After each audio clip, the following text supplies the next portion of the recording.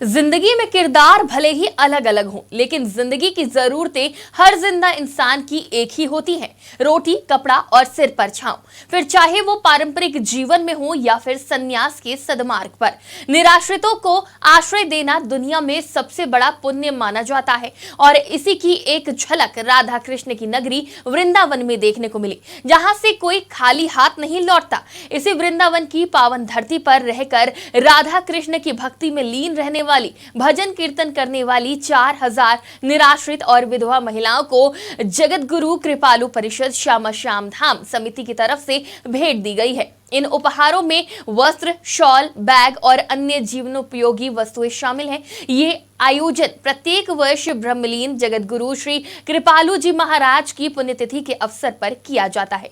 इसी क्रम में पिछले दिनों भी वृंदावन क्षेत्र के साधुओं को प्रेम मंदिर में भोज के साथ साथ उपहार भी दिए गए। कार्यक्रम में बड़ी संख्या में पधारे साधुओं को भोज के साथ साथ कई उपहार दिए गए। साधु भोज कार्यक्रम की अध्यक्षता करते हुए जगत गुरु कृपालु परिषद की चेयरपर्सन डॉक्टर विशाखा त्रिपाठी ने कहा कि इन धार्मिक आयोजनों का मार्ग निर्माण उनके पिता जगत गुरु कृपालु जी महाराज ने किया था।